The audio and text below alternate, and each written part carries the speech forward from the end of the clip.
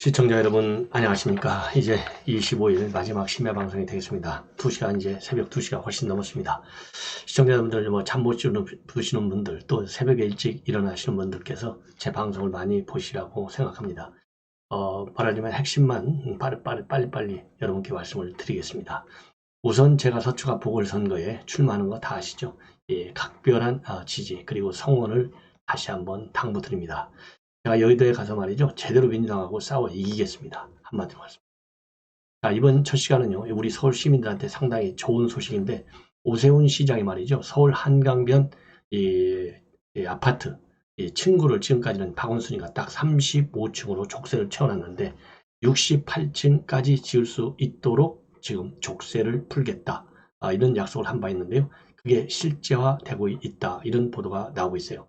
바로 용산에 있는 한 재건축 단지인데 그동안에 35층으로 건설을 계획 중에 있었는데 시공사로부터 68층 설계안을 제출받았다. 이런 지금 뉴스가 나오고 있어요.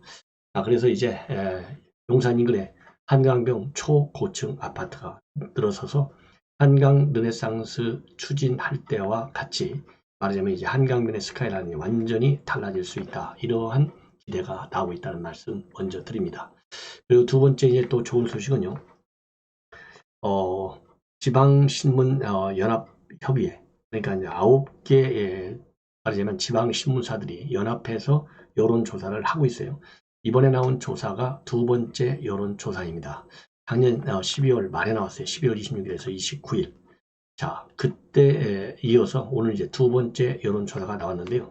모든 지표, 당선 가능성이라든가 그 다음에 지지도 이런 측면에서 그리고 단일화했을 때 모두가 우리 윤석열 후보가 다 압도적으로 이기는 걸로 되어 있고 또 단일화를 안철수 후보가 한다 하더라도 또 이기는 걸로 되어 있습니다. 그래서 이제 정권 구정 일주일 후인데요. 지금부터 이제 여론이 역대 대선 중에서 이번 선거만큼 왔다 갔다 하는 여론 지형이 없었다는 거 아니겠어요? 이제는 안정적으로 윤석열 후보의 압도적 승리를 지금 내다볼 수 있는 조사가 나오는 거예요.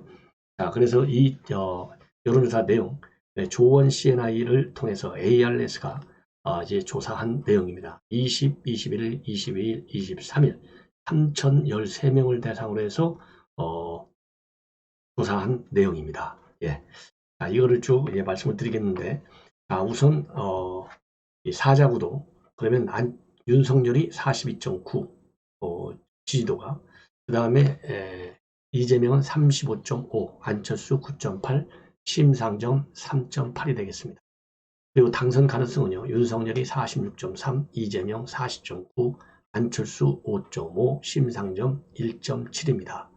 자, 정권 교체해야 되느냐 말아야 되느냐 해야 된다. 이게 52.1이고요. 그 다음에 아니야 그냥 가자 민주당으로 37.1 그래서 15% 정도나 앞서고 있어요. 그리고 단일화를 찬성하는 것이 47.9고요. 반대가 43.3입니다. 자, 그러면 단일화를 했을 때 윤석열 후보하고 이재명하고 붙으면 47.4 대 35.8 12%나 앞서요. 그리고 심상정 5.8 이건 의미가 없는 것이고 그 다음에 안철수가 단일화됐을 때는 40.9 대 29.9 그래서 11% 그래서요 이제 누가 됐든지 간에 오차범위 밖에서 확고하게 이기는데 윤석열 후보의 단일화 카드가 더 훨씬 경쟁력이 있는 것으로 지금 나오고 있는 거예요. 그래서 이제 단일화 카드도 윤석열 후보의 빠른 회복으로 인해서 제대로 이제 여론에 반영이 되고 있는 것이 아닌가 이런 생각이 들어요. 자, 그래서 이제 단일화까지 쭉 여러분들께 말씀을 드렸습니다. 그리고 참고적으로 말이죠. 계속 앞으로 이 후보를 자기가 지지하는 후보를 지지할 것이냐 이걸 보니까요. 이재명 결속도가 좀 높아요. 89.6이고 윤석열은 86.1입니다. 그리고 정당 지지를 보면 국민의힘이 33.6 안철수가 30.4가 됩니다. 예. 자, 그런데 지금 현재 보면 말이죠. 지금 PK 지역이 굉장히 큰 이 지역인데 여기서 보면 윤석열 후보가 이제 정권 교체 여론이 PK 지역에서 56.4인데 윤석열 후보의 지지율이 47.8이에요. 그래서 근접하게 가고 있다. 이거는 긍정적 신호인 것이죠. 그렇지만은 이재명은 상당히 지금 부정적 신호가 나오고 있어요. 뭐냐면 1차 때는 35.2였는데 이번에 빠져갖고 28.7이 되고 있습니다. 그래서 목표치가 PK에서 45예요. 이거 17%나 미달해. 절대 회복이 어렵다. 저는 그렇게 판단을 합니다. 자, 그러면은 지난번 연말에 1차 때하고 이번 2차 때를 비교해 보면 한국지방신문협회 의뢰입니다. 1차 때는요, 이재명이가 39.4였는데 이번에 35.5로 거의 4%가 빠졌어요. 근데 윤석열은 어떻게 돼 있느냐? 39.5에서 42.9로 3%가 올라갔어요. 그리고 안철수는 6.3에서 9.8로 역시 3%가 올라갔습니다. 이 얘기는 결국 그러니까 야권에 있는 윤석열과 안철수의 지지율은 올라가고 이재명은 추락하고 있다. 그래서 이게 회복이 안 되는 거예요. 그렇기 때문에 저는 긍정적 신호, 즉 이 구정을 계기로 해서 우리 윤석열 후보의 지지는 상승세로 이제 그 경향성을 보일 것이다. 이렇게 저는 예측을 하는 겁니다. 자, 이러다 보니까요, 지금 여당이 굉장히 지금 뭐라고 그럴까요? 좀 바쁘게 됐어요. 그러다 보니까 지금 뭘 지금 끄집어냈느냐? 바로 지난번 신천지 그 코로나 사태 때 이거와 관련해서 당시에 말이죠. 추미애가 이 신천지 이거를 갖다가 수사하라 이렇게 지시했는데 윤석열 후보가 지시를 이행하지 않았어요. 근데 그 당시에 그러니까 강제 수사하라 이렇게 2020년도죠. 지시를 했지만은 수사를 이거는 안 했어요. 그리고 실질적으로 안 했다. 이거를 윤석열 후보가 지난번에 이 관클럽 토론을 할 때 밝혔습니다. 이걸 가지고 말하자면 여당에서 고발을 했어요. 고발했어. 공직선거법 위반 그리고 공무상 기밀 누설, 직권남용 혐의 이런 걸로 고발했는데 이 고발 사건이 공공수사 2부에 어제 배당이 됐어요. 예. 그러면 왜 이거를 고발했느냐? 당시에 윤석열 총장이 신천지 압수수색을 안 한 것이 바로 최근에 지금 의혹이 제기되고 있는 건진법사의 이 의견, 즉 부드럽게 하라, 피 묻히지 말라 이렇게 했기 때문에 이걸 압수수색을 안 했다. 이를 근거로 해서 말하자면 윤 후보가 이건 직권남용한 것이다. 그래서 신천지 수사를 방해했다. 이렇게 해서 지난 17일 날 고발을 했는데 이 고발 사건을 바로 어제 중앙지검에 배당한 겁니다. 자, 그런데 알고 보면요, 이거 말이 안 되는 거예요. 본래 여러분들 잘 아시다시피 추미애는 말 안 되는 걸 계속 우겨대고 그거를 비판이 말하자면 소재로 삼는 거잖아요. 그래서 이양수 대변인의 논평을 내가지고 이 윤석열 후보가 이 총장 때 무속인 조언을 듣고 신천지 압수수색 거부했다. 이거는 얼토당토하는 얘기다. 예. 그래서 그러면서요, 민주당이 온갖 네거티브에도 끔찍을 안 하니까 이제는 무속인 프레임이라는 막장까지 꺼내들었다. 그래서 대선을 혼탁하게 만들고 있고 이러한 민주당 행태 경악을 금할 수 없다. 그러면 그때 왜 압수수색을 안 했느냐? 이거는요, 당시 어떤 그 과정을 거쳤냐면 이 민주주의라고 하는 것이 절차적 정당성이 굉장히 중요하잖아요. 왜 그러냐면 그 당시에 이제 압수수색 여부를 결정하기 위해서 중앙재난안전대책본부의 의견을 공식적으로 대검에서 들었어요. 그러니까 중대본이 뭐라고 의견을 냈냐면 방역에 지장을 줄 수 있다. 그래서 강력히 반대를 했습니다. 그러니까 2단계로 당시 윤 총장은 또 어떤 조치를 취했느냐? 대검 내부 회의를 했어요. 딱 내부 회의를 하니까 내부 회의도 중대본의 의견대로 압수수색 필요 없다. 그래서 압수수색을 하지 않고 신천지로부터 임의 자료 제출 형식으로 자료를 받아서 수사하기로 결정을 한 거예요.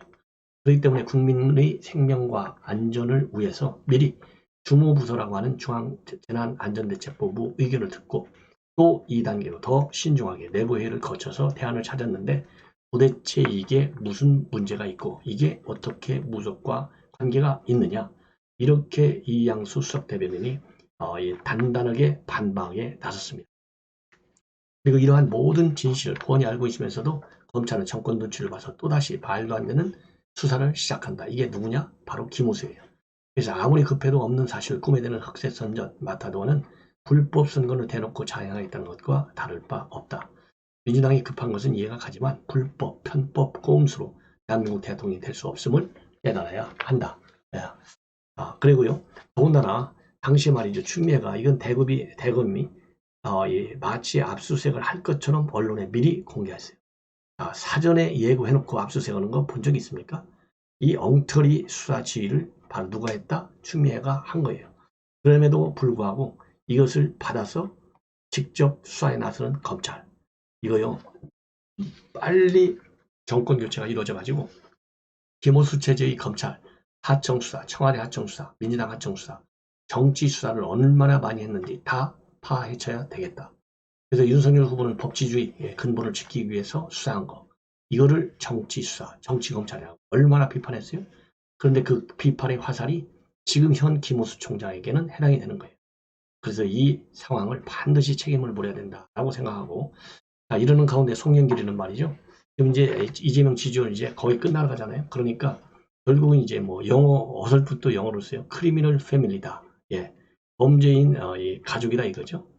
자, 이렇게 해서 윤석열 후보를 범죄 가족단이다 이렇게까지 하면서 범죄 가족단에게 나라를 맡길 수 있느냐. 자, 그러면요, 이거 여러분들 생각해 보시죠. 자, 범죄 가족단, 저도 여러분께 말씀을 드렸지만 전과 사범이 대통령 후보가 되는 것조차도요, 대한민국의 국격에 먹칠을 하는 거라고 저는 생각해요.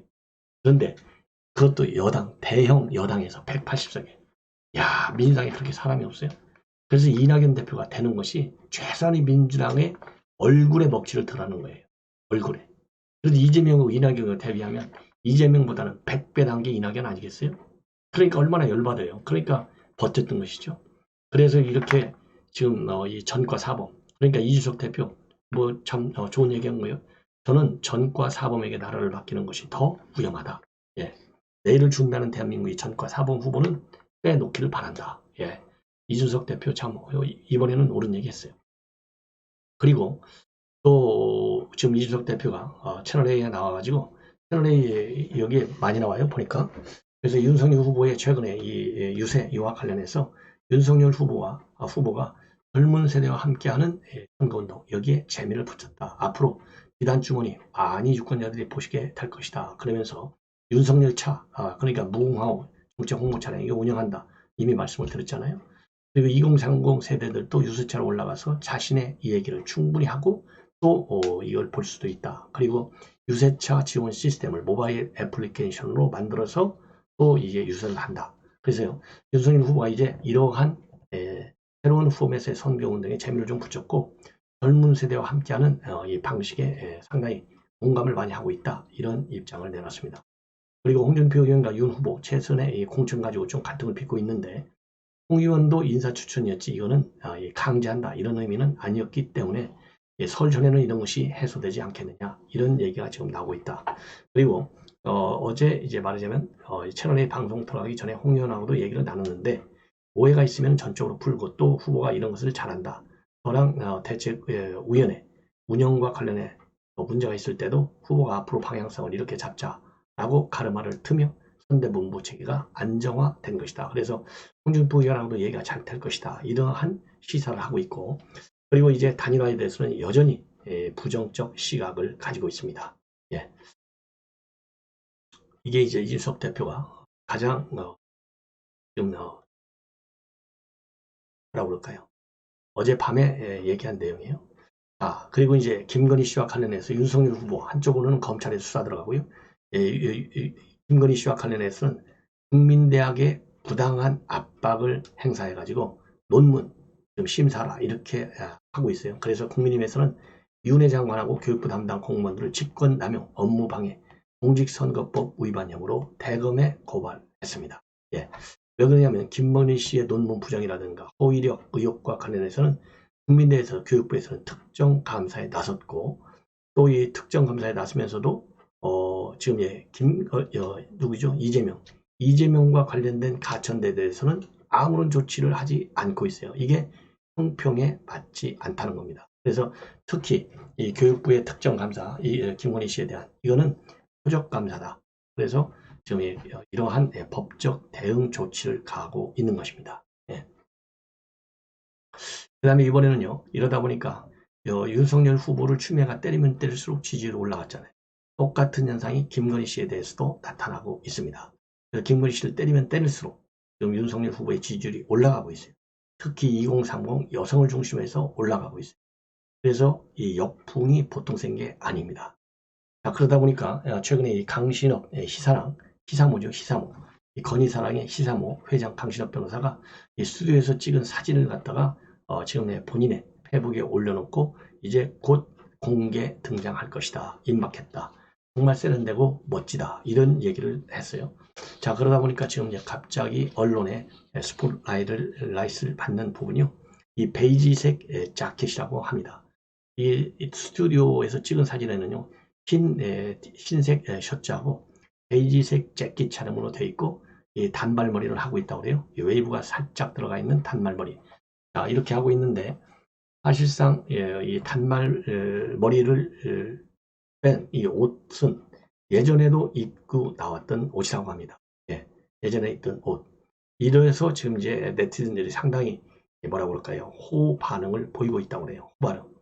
자, 그래서 네티즌들이 보여주고 있는 이런 반응에는 김건희 10여 년 전 의상 그대로 재활용 이런 제목의 게시물까지 만들어져서 퍼지고 있고 특히 지지자들은 지난 대국민 사과 때 착용한 검은색 재킷, 스카프도 역시 과거에 다른 언론 인터뷰할 때 입었던 패션과 동일하다.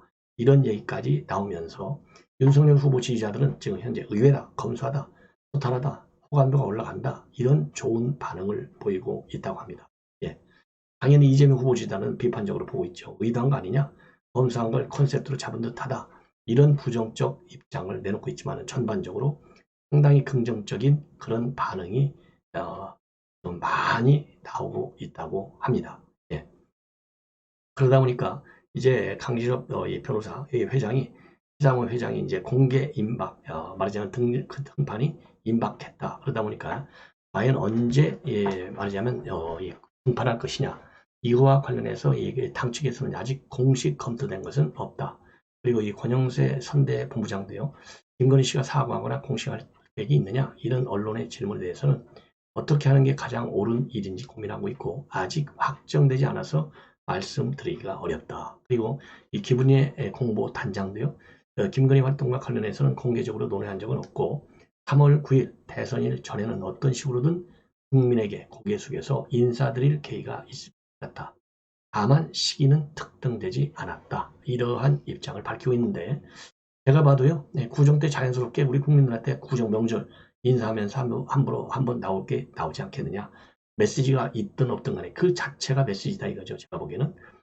그리고 지금 현재 야권 인사들이 언론의 얘기를 보면 설 연휴 직후부터 비공개로 봉사활동을 하거나 미술관, 박물관을 방문하는 뒤에 이를 사후에 공개하는 방식으로 지금 추진을 하는 것으로 그런 보도가 나오고 있어요.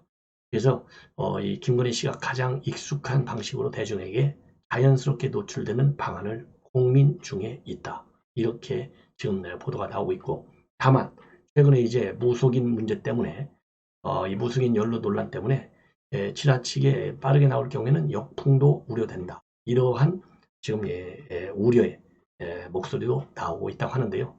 뭐 무서워서 뭐 못 닫는다고 그 정도 무슨 일이든지 병암이 있잖아요. 장단이 있어요. 그렇기 때문에 그러한 예상되는 단점은 역효과를 최소화시키는 방향에서 연구 보완하면 되는 것이고 이제는 3월 9일 선거고요.